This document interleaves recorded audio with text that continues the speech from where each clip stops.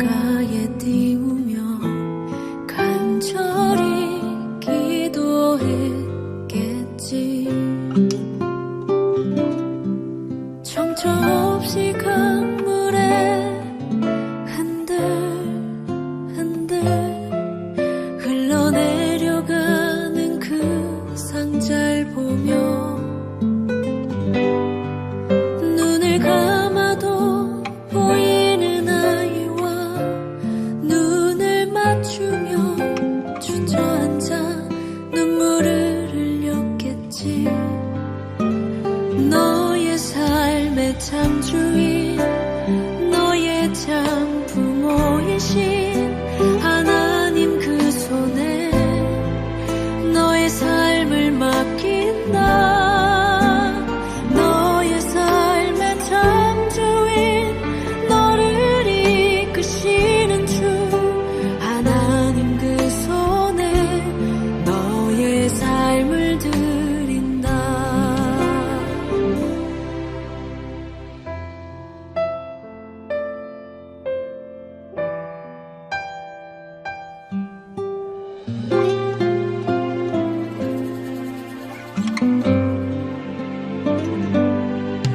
어떤 마음이었을까 그녀의 두 눈에 눈물이 흐르고 흘러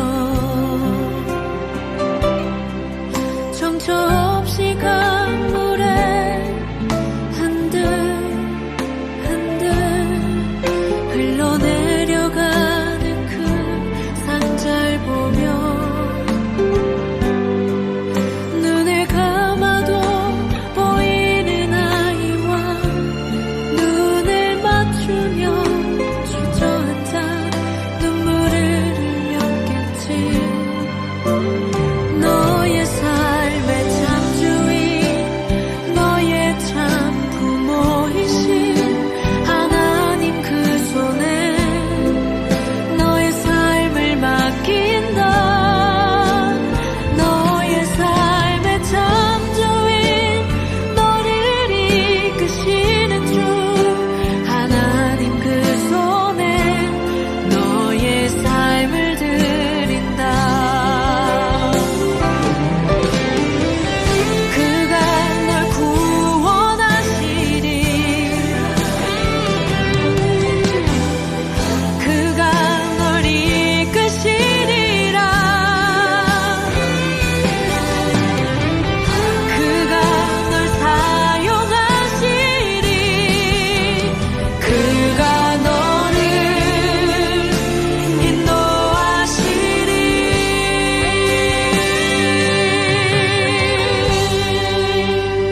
너의 삶의 참 주인, 너의 삶의 참 주인, 너의 참 부모이신 하나님 그 손에 너의 삶을 맡긴다. 너의 삶의 참 주인, 너를 이끄시는 주 하나님 그 손에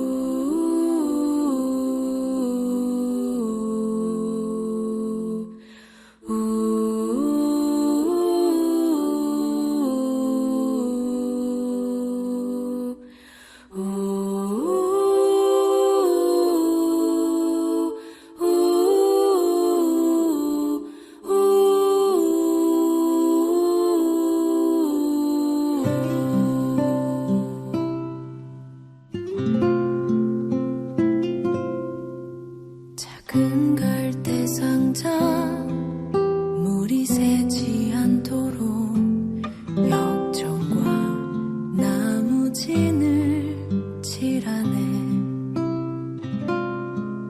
어떤 마음이었을까.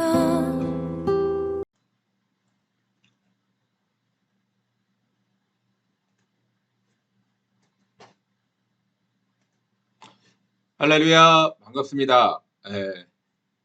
성경 공부 시간입니다. 오늘은 사무엘하 14장의 말씀을 가지고 함께 은혜를 나눠보도록 하겠습니다. 기도하시겠습니다. 하나님 아버지, 감사드립니다. 오늘도 우리와 함께하여 주시고 우리 가운데 역사해 주셔서 주의 은혜와 능력을 더하여 주시고 우리가 마음과 생각과 뜻을 다하여 오직 주님만을 바라보고 주님만을 의지하며 주님 앞에 모든 것 맡기며 나갈 수 있도록 주여 인도하여 주옵소서. 우리의 마음과 우리의 생각을 주님 앞에 의지합니다. 의탁합니다. 주여 돌봐 주옵소서. 예수님의 이름으로 감사하며 기도드렸사옵나이다. 아멘. 자, 오늘은 14장인데요. 13장 지난 시간에 했었던 거 다시 한번 보도록 하겠습니다. 사무엘하 13장은 다윗의 잘못이 자자손손으로 이어지는 것을 보여줍니다. 이것도 하나님의 심판임을 잊어서는 안 됩니다. 또한 다윗을 공범으로 만들어서 다윗으로 하여금 암논을 재판하지 못하도록 했습니다. 더 나아가 압살롬이 암논을 죽이고 반란으로 이어지게 함으로써 다윗과 아들 간의 전쟁이 되도록 했습니다. 그런데 이 모든 일들은 단순하게 일어나는 것이 아님을 알 수 있습니다. 우리의 성향, 즉 죄성이 바뀌지 않는다면 우리도 언제든지 악의 도구가 될 수 있습니다. 라고 우리 지난 시간에 이야기를 했습니다. 이 모든 사건에는 다윗이 항상 들어가 있습니다. 오늘 14장을 보는데요. 14장 안에서도 마찬가지입니다. 다윗이 항상 주된 역할을 하고 있습니다. 그러다 보니까 다윗의 어떤 그 자신의 잘못과 연약함 때문에 정작 심판을 하지 못하는, 체벌을 하지 못하는 이런 상황에 자꾸 반복되는 거죠. 그래서 다윗이 결국에는 핵심에 있으면서도 해결하지 못하는, 그리고 점점 끌려가고 점점 그 어떤 구렁텅이로 빠져들어가게 되는 이런 모습들을 보게 되고 있습니다. 자, 14장 내용 한번 보도록 하겠습니다. 사무엘하 14장은 요압의 주도로 다윗과 압살롬의 화해를 보여주고 있습니다. 13장에서 장남인 암논을 죽이고 도망간 압살롬을 요압 장군은 지혜로운 여인을 통하여 압살롬을 데려오도록 했습니다. 하지만 다윗은 압살롬을 예루살렘으로 돌아오게 했을 뿐 대면하지는 않았습니다. 이에 압살롬은 요압 장군을 다시 불러 다윗과 대면을 요청하고 왕자로서의 권한과 신분을 회복하게 됩니다. 그런데 왜 이 이야기가 자세하게 기록되어 있는지 생각하게 됩니다. 자, 우리 14장을 한번 읽어보신 분들은 아실 거예요. 그 내용이 그냥 그 지혜로운 여인과 다윗과의 대화, 이게 거의 3분의 2 이상을 차지합니다. 그리고 그 뒤에도 이제 압살롬이 요압을 자꾸 불렀는데 요압이 안 나타나니까 결국에는 압살롬이 요압의 그 보리 밭을 불태우면서 요압 장군이 압살롬을 찾아오게 만들고 결국에는 다시 만났다. 어떻게 보면 아주 간단한 내용이에요. 그런데 여기에서 이렇게 길게 쓰여질 내용일까? 이렇게 길게 쓸 이유가 있을까라는 생각을 해보게 됩니다. 저도 여기에 많은 시간을 할애를 했는데요. 많은 고민을 해봤는데요. 과연 이것이 그런 어떤 의미와 목적이 있을까라는 생각을 지울 수는 없습니다. 하지만 분명히 이유와 목적이 있겠죠. 그래서 있으니까 이 성경에 기록되어 있는 것이겠죠. 여러분들도 혹시 그런 성경을 읽다 그런 부분들이 생각이 나신다면 함께 또 나눠주셨으면 좋을 것 같습니다. 자, 그러면 14장이 자세하게 기록된 의미가 무엇이 있을까? 저 나름대로 한번 정리를 해본 것입니다. 이게 정답은 아닙니다. 14장에서의 주된 내용은 13장 하반절과 이어지고 있습니다.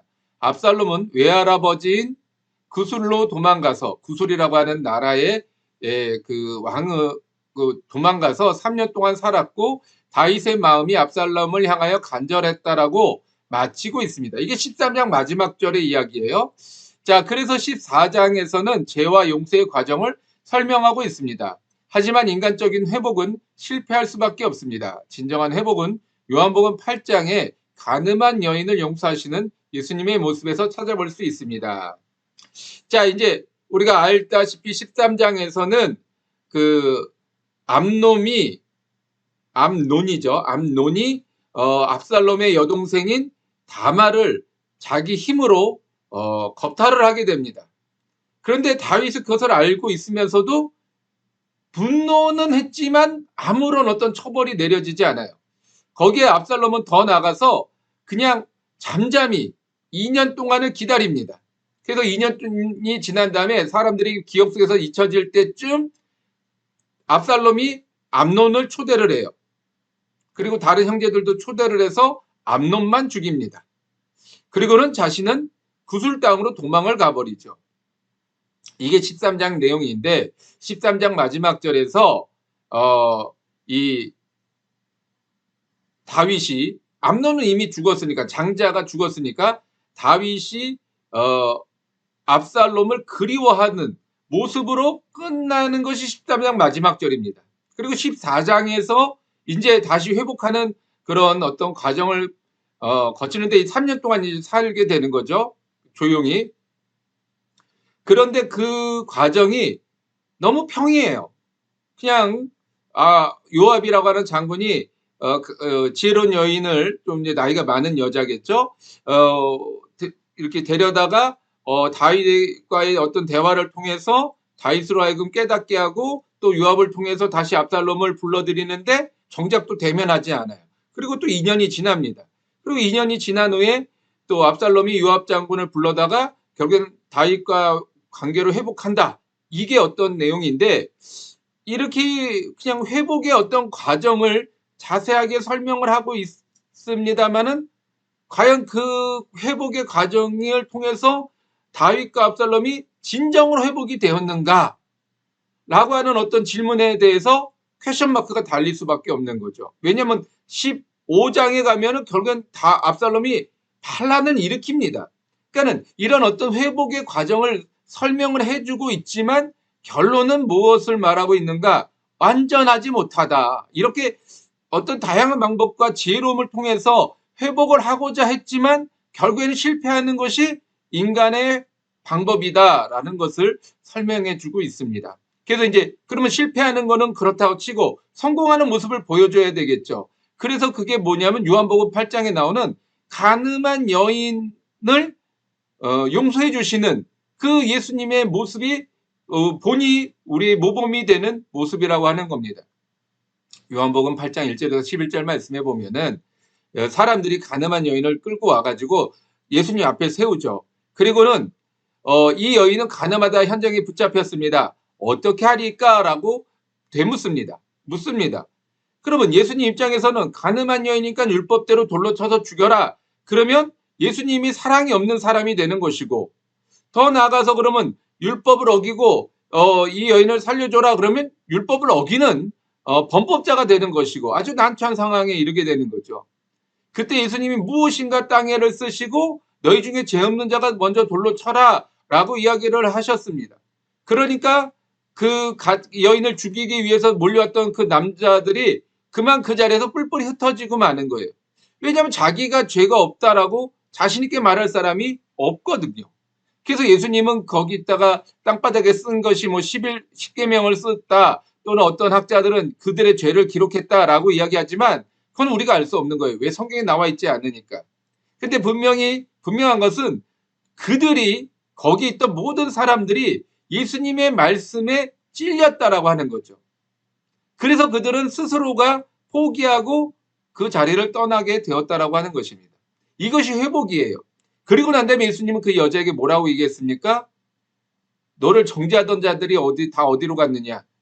나도 너를 정죄하지 아니하노니 다시는 그러한 죄를 범하지 마라. 이게 완벽한 회복이라고 하는 것입니다.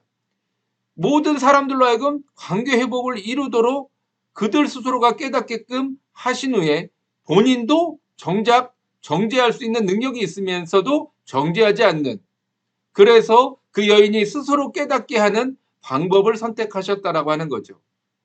만약에 다윗과 압살롬의 이 관계를 회복하기 위한 방법이었다면 물론 이것도 굉장히 지혜로운 방법이에요. 이 14장 내용 자체가 지혜로운 방법입니다만은 저는 뭐 생각해서는 아마 다른 방법을 구하면 다른 방법을 통하였으면 좀 더 낫지 않았을까 뭐 이런 생각도 해보게 됩니다. 그건 이제 내용에 들어가서 한번 보도록 할게요.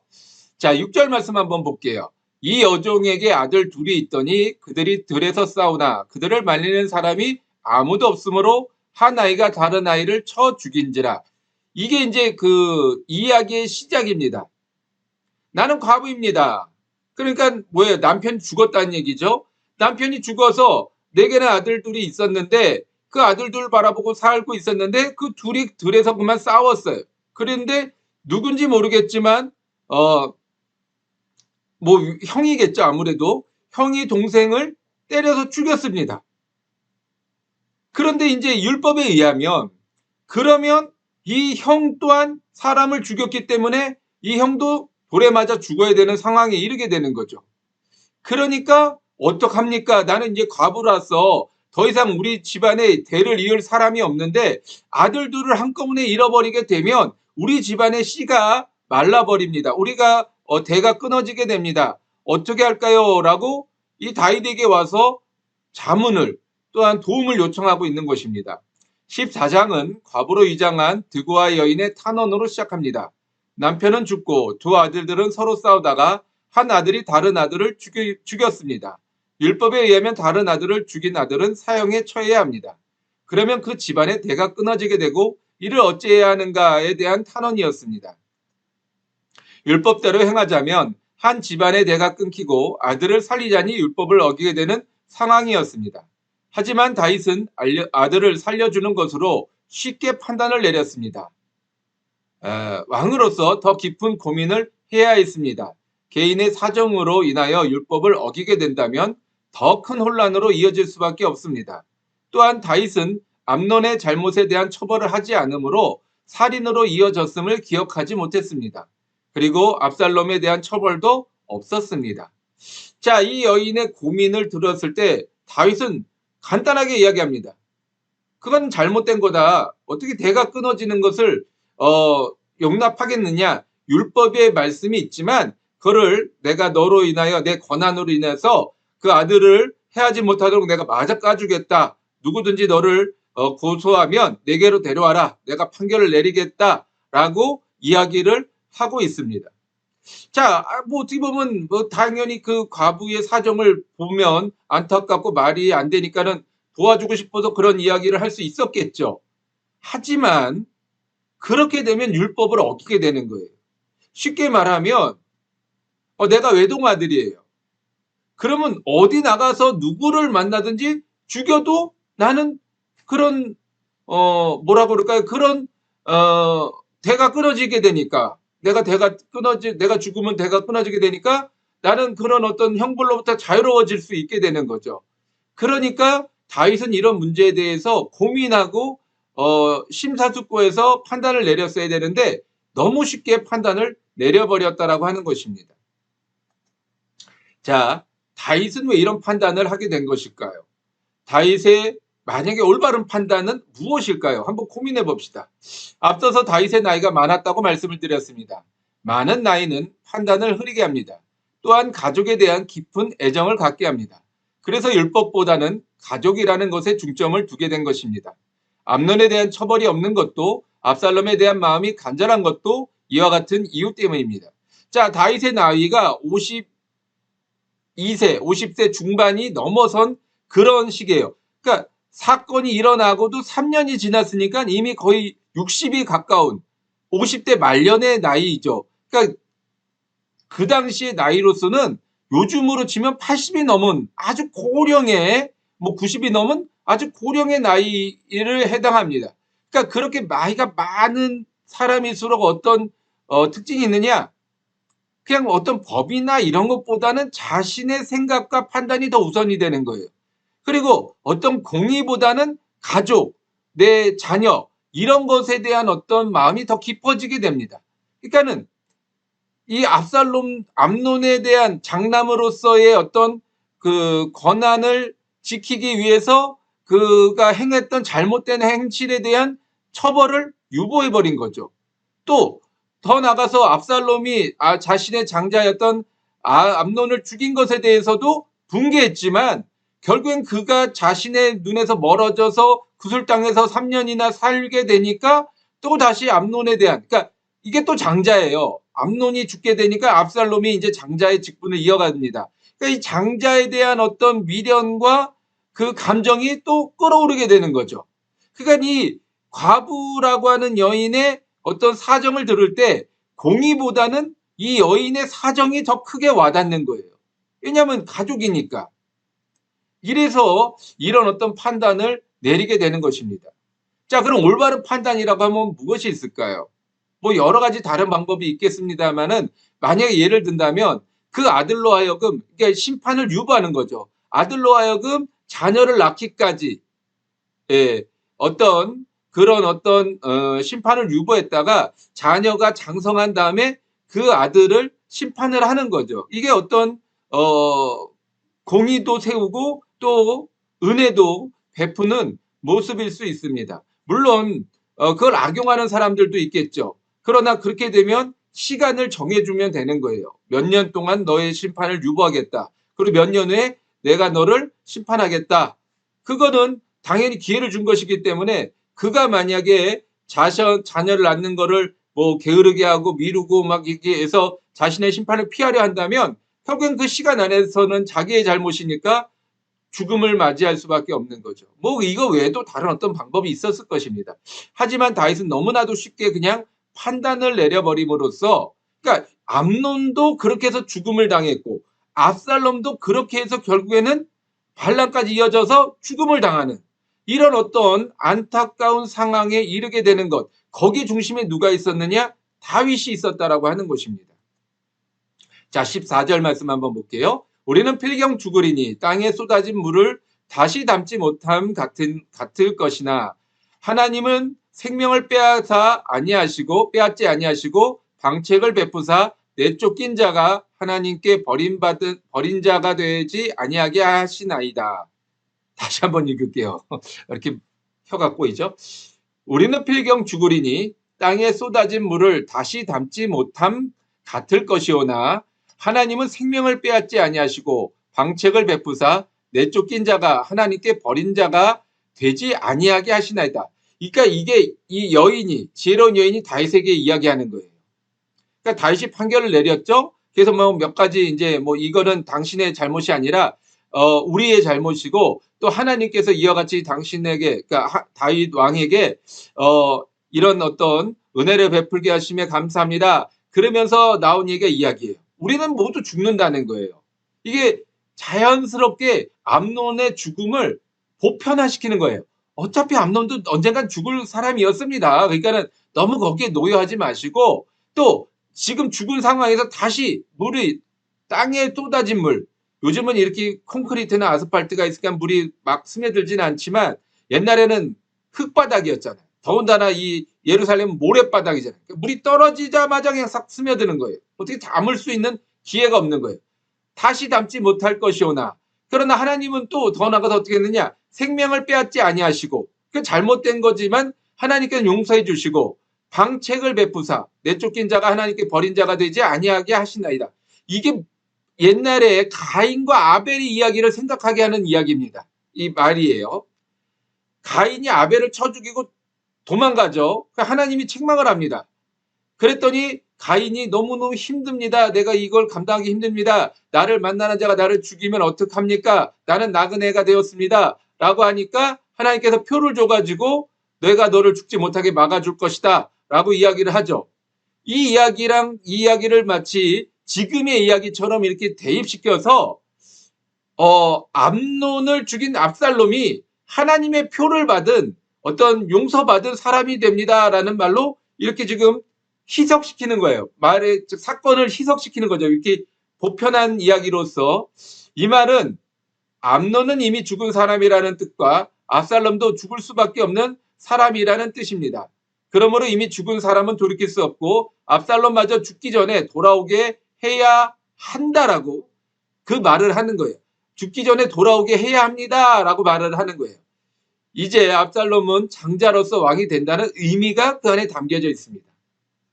이게 좀 짧게 줄여서 쓰다 보니까 말이 좀 이상하게 됐네요. 압살롬마저 죽게 된다면 이 왕실은 더 이상 왕자가 없지 않습니까? 왕을 이어갈 사람이 없지 않습니까? 이제 압살롬이 장자인데 어찌됐든 암논을 죽였지만 그가 장자인데 장자로서 왕이 될 사람 제목인데 빨리 그냥 용서하시고 불러들이십시오. 이렇게 말을 뭔가 희석시키는 듯한 이야기인 거죠. 여기에서 가인을 생각나게 합니다. 가인은 동생인 아벨을 죽이고 도망하다가 하나님으로부터 표를 받고 복수의 죽임을 면하게 됩니다. 여인은 이 이야기를 꺼냄으로써 하나님도 은혜를 베풀었다고 이야기를 합니다. 하지만 가인이 받은 벌에서 생명을 해하는 것을 유보받은 것 뿐입니다.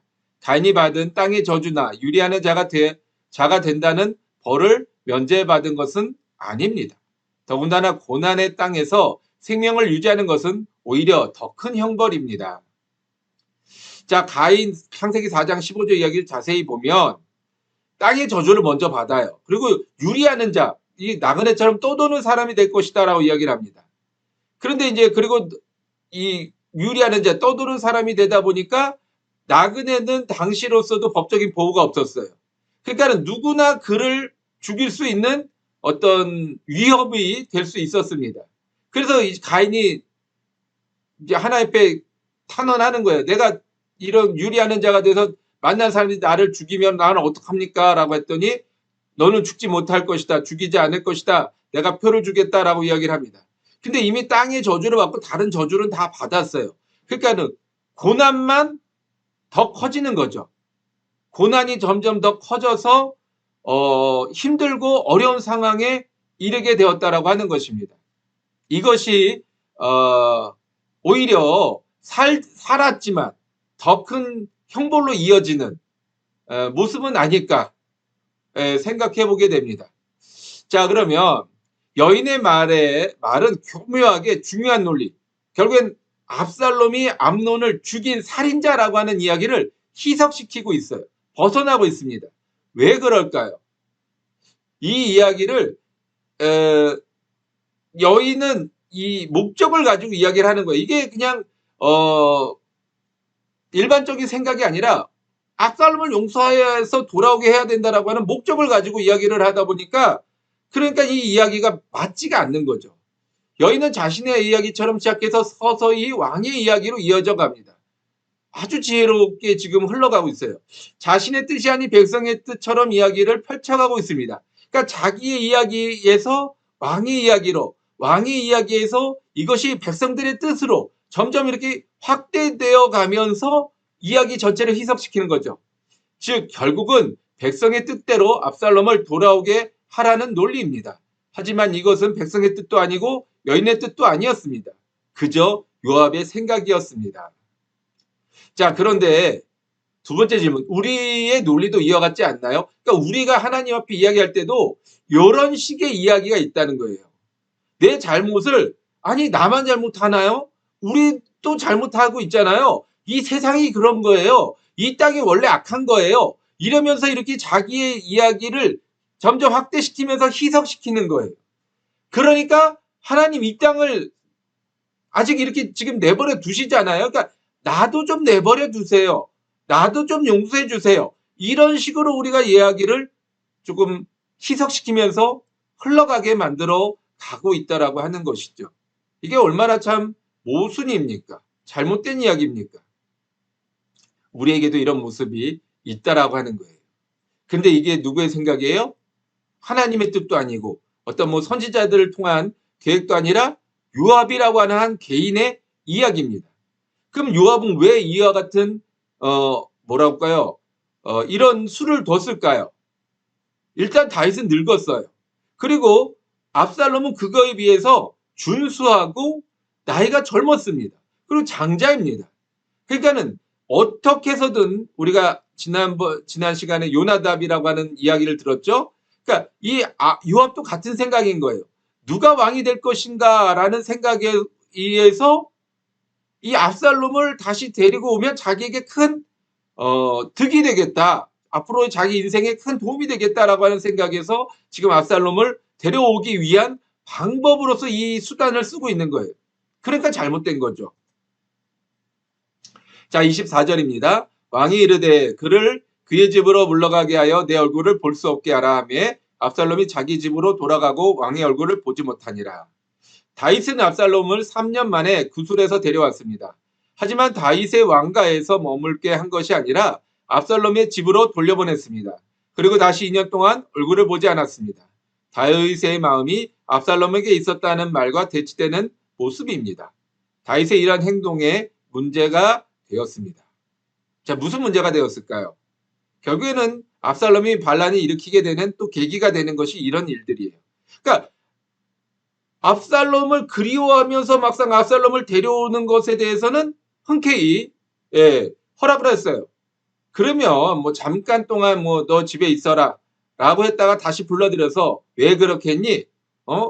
그래도 형제인데 물론 형이 잘못한 건 맞지만 네가 그래서 되겠니? 그리고 다음부터는 이런 일이 절대 없도록 해라 라고 하면서 그를 받아들였다면 압살롬이 아마 다른 마음을 먹진 않았을 것 같아요. 그런데 문제는 받아들여 놓고 정작 또 받아들이지 않는 이중성을 가지고 있었던 거죠. 그러니까는 정작 압살롬은 나를 불렀으니까 아버지가 날 이제 용서하시나 보다라고 이제 왔다가 정작 2년 동안이나 자기를 쳐다보지도 않으니까 불안해지는 거예요. 그러니까 이래서는 안 되겠다. 내가 빨리 아버지 대신에 왕위를 차지해야 되겠다. 이런 마음으로 먹게 되는 거죠. 다윗은 압살롬을 용서하지도 그렇다고 처벌하지도 않았습니다. 그 술에서 살던 압살롬을 예루살렘으로 불러들였다면 용서의 의미일 것입니다. 하지만 얼굴을 보지 못하게 함으로써 마음이 닫혀 있음을 표현했습니다. 그래서 압살롬은 반역을 생각하게 된 것입니다. 만약 압살롬이 왕이 되지 못했다면 압살롬은 새로운 왕에 의해서 죽임을 당할 것이 뻔했기 때문입니다. 다윗의 이런 어정쩡한 행동이 계속해서 집안의 우환을 몰고 오는 것입니다. 그러니까 지금 바세바 때부터 암논 또 이 압살롬에 이르기까지 다윗은 항상 중심에 있어요. 그도 그럴 것이 그가 왕이었기 때문에 중심에서 벗어날 수가 없는 거죠. 자, 중심에 있는데 문제는 그의 행동이 어정쩡하고 완전하지 못하다는 거예요. 그러다 보니까 자꾸 문제가 연속적으로 이어져 가고 있는 거예요. 그러니까 문제의 핵심은 결국엔 다윗입니다.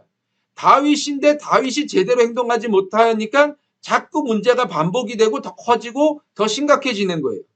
그러니까 하나님의 심판은 누구에게 임했느냐? 암논이나 압살롬에게 임한 것이 아니라 다윗에게 임한 거예요. 여러분 이거를 정확하게 기억하셔야 됩니다.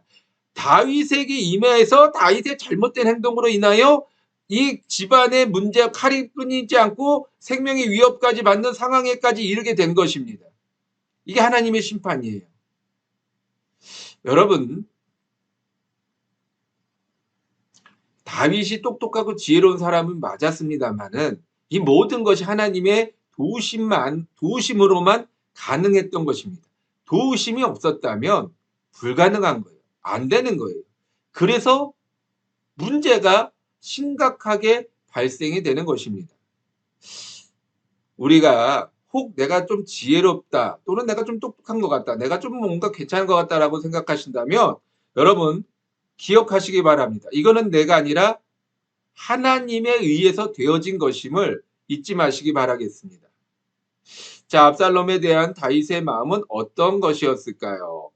참 애매한 거죠. 어정쩡하니까. 또한 압살롬의 마음은 어땠을까요? 다윗은 압살롬을 그리워하면서도 얼굴을 보지 않는 이중성을 보였습니다. 이러한 우유부단한 모습은 오해를 일으키기에 충분했습니다. 압살롬을 예루살렘으로 돌아오게 한 후에 다윗이 외면하는 것은 감옥과 같은 것이었습니다. 그래서 32절에 구술에 있는 것이 더 나았다라고 말하고 있는 것입니다. 자, 생각을 해보세요. 구술은 어쨌든 내가 외할아버지 집이긴 하지만 내가 자유롭게 살 수 있어요. 눈치 보지 않고 살 수 있어요. 근데 예루살렘이라고 하는 곳은 많은 사람의 눈이 있고 다윗의 눈이 있고 모든 자기와 관계된 사람들이 다 있는 곳이에요. 거기서 자기가 제대로 한번 웃을 수 있겠습니까? 자유롭게 돌아다닐 수 있겠습니까? 어찌됐든 다윗 왕이 행차하는 그 길은 피해 다녀야 되고 또 암논의 또 가족들이 있을 거 아니에요. 암논의 가족들을 또 만나게 되면 불편하니까 또 피하게 되고 웃지도 못하고 제대로 다니지도 못하고 자유롭게 생활하지도 못하니까 감옥 같은 거죠. 그러니까 2년 동안 자기가 이 감옥에 갇혀 있다 보니까 울분이 터지는 거예요. 왜 나를 불러다가 여기다 놓고 이 뭐 하는 짓이냐고 화가 날 수밖에 없는 거죠. 그래서 결국에는 압살롬은 내가 이러다가 이 아버지의 눈에 완전히 벗어났는데 장남이라고는 하지만 이런 상황에서 내가 왕이 될 수 있겠는가? 괜히 내 밑에 동생 누군가가 다른 어머니의 아들들 중에 한 사람이 왕이 된다면 제일 먼저 나를 죽이지 않겠는가? 라는 불안감이 엄습해 오는 거죠. 그러니까 그 생각이 더 나가서 반란을 일으키게 되는 데까지 이어지게 되는 거예요.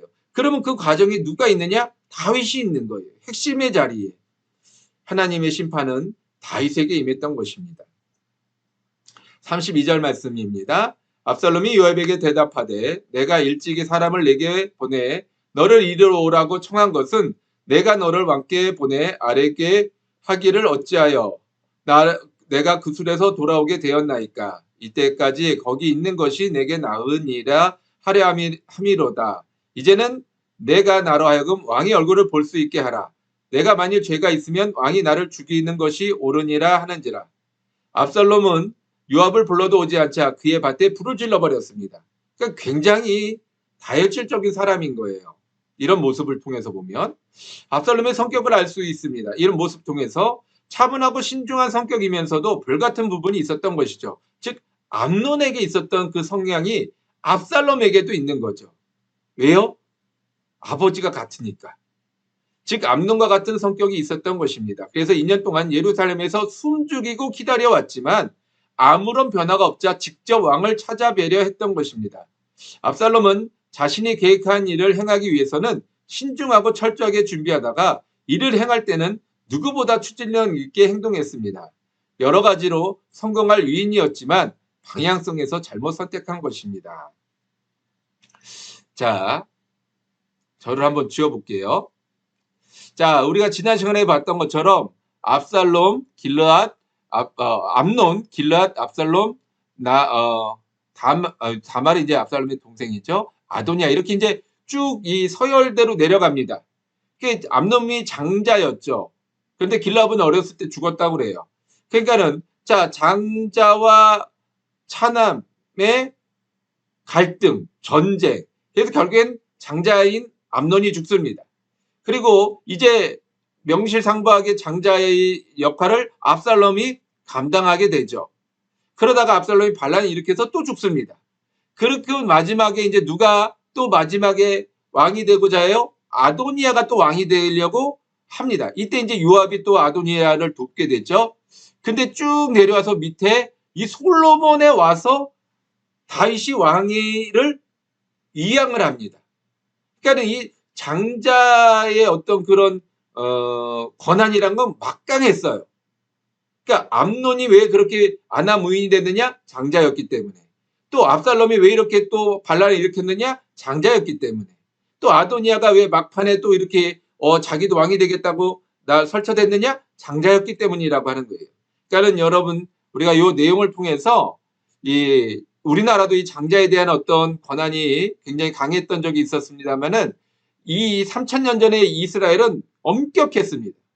자, 그것을 여러분 기억하시기 바라겠습니다. 자, 그러면 이제 한번 볼게요. 자, 성공의 기준은 무엇일까요? 우리가 생각하는 성공과 하나님이 생각하는 성공의 차이점은 무엇일까요? 압살롬은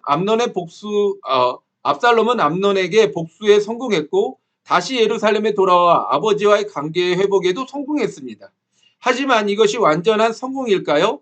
25절에서 27절까지 그는 완벽에 가까운 외모와 아들과 딸들을 낳아 화목한 가정도 이루었습니다. 하지만 그는 만족하지 못했습니다. 무엇이 성공이고 무엇이 만족인지 생각해 봅시다. 자, 우리가 진짜 성공이라고 할 때 기준이 뭘까요? 우리가 생각하는 성공의 기준이 뭡니까? 그 기준으로 본다면 압살롬은 성공한 사람입니다. 여러 가지 다 이뤘죠. 그런데 이것이 완벽한 성공이냐? 라고 했을 때 그 15장을 보면 완벽하지 못했죠. 그래서 완벽한 성공이라고 이야기할 수 없습니다. 그러면 하나님이 말씀하시는 성공은 무엇이냐?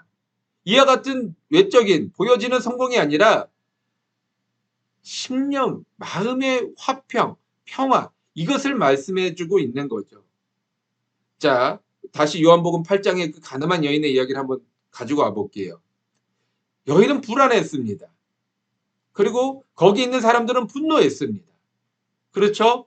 분노의 마음으로서 이 여인을 죽여야 되겠다라고 하는 어떤 의협심, 뭐 정의감 이런 걸 다 가지고 있었어요. 그런데 예수님이 나타나서 죄 없는 자가 돌로 쳐라 라고 이야기를 합니다. 자, 그들은 이제 자기의 뜻을 꺾였어요. 자신들이 행하고자 했던 그 계획이 무너졌습니다. 그렇다고 해서 실패한 것일까요? 아니요. 그는 돌아가는 길에 오히려 마음이 편안했을 것입니다. 오히려 마음이 기쁨도 임하는 사람도 있었을 것입니다. 또 그 여인은 어땠을까요? 불안한 마음, 이제 죽을 수밖에 없구나라고 하는 그런 불안한 마음에서 평안함을 누리게 되었죠. 그리고 감동까지 누리게 됩니다. 왜요? 죽을 수밖에 없는 자기가 살아난 것은 오직 예수님의 도우심으로 인한 거죠. 그러니까 어떻게 이야기합니까? 너는 다시 가서 이런 죄를 범하지 말라라고 했을 때 그 여인은요, 굉장히 큰 감동을 받았을 거예요. 다시는 이런 죄를 짓지 말아야 되겠다라고 하는 간절한 어떤 열망까지 생겼을 것입니다. 이게 성공이라고 하는 거예요.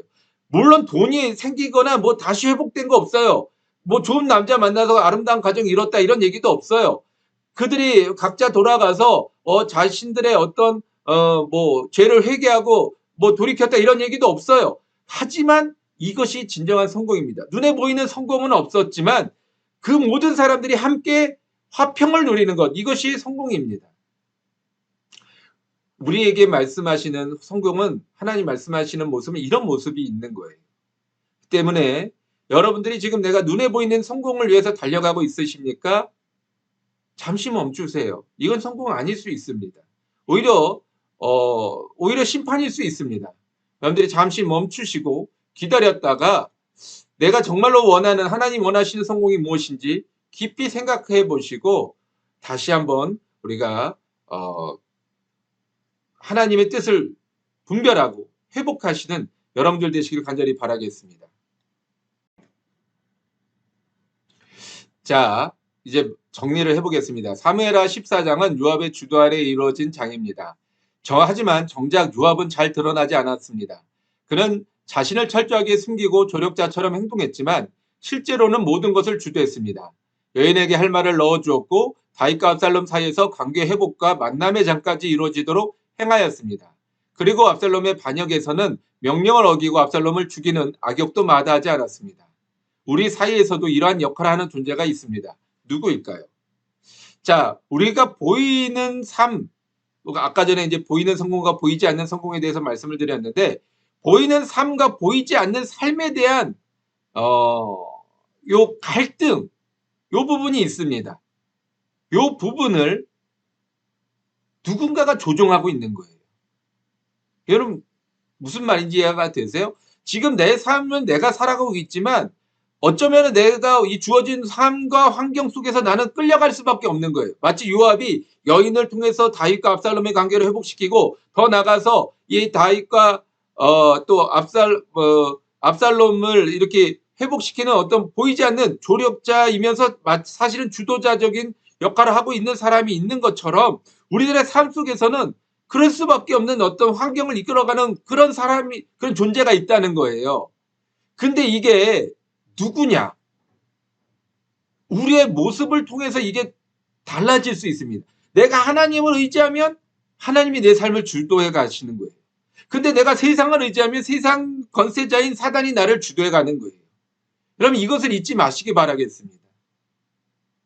우리가 이 사무엘하 14장의 말씀을 깊이 있게 봐야 되는 것은 보이지 않는 유업을 볼 수 있어야 된다는 거예요. 우리들의 삶 속에서도 보이지 않는 그 존재를 우리는 볼 수 있어야 한다라고 하는 것입니다. 그래서 우리의 삶 속에서 하나님을 잘 믿고 의지하시는 저와 여러분들 되시기를 바라겠습니다. 오늘도 함께 해주셔서 너무 감사하고요.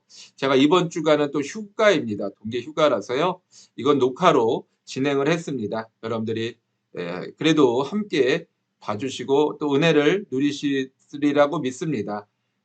또 궁금하신 거 있으면 언제든지 또 문의를 해주시면 제가 함께 나눠보도록 하겠습니다. 기도하겠습니다. 하나님 아버지, 오늘도 사무엘하 14장의 말씀을 가지고 함께 은혜를 나누었습니다. 우리들 가운데 깨달음을 허락하신 주님께서 인도하시고 돌봐주시고 다스려 주셔서 보이지 않는 세계를 볼 수 있는 안목을 갖게 하시고 깨달을 수 있는 지혜를 허락하여 주시고 또 우리가 그것을 통하여 참되신 하나님을 믿고 의지하고 따르는 거룩한 자녀 되게 하여 주옵소서. 감사드리오며 예수님의 이름으로 기도드렸사옵나이다.